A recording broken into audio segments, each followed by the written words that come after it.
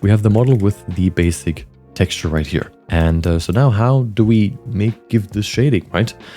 We have a texture, but there's no like lighting information. So the first thing we need is, well, whether you're in Goo Engine or in normal Blender, let's just use the vanilla Blender setup, which creates the basic distinction between shadow and light. So now we grab the shade, the texture, and we already discussed that with the greater than node and a mixed color node, we can now use textures for the colors. Looks kind of weird, right? And that is because now we only really use the texture for the shadows. Actually, we probably want to use it for the highlights.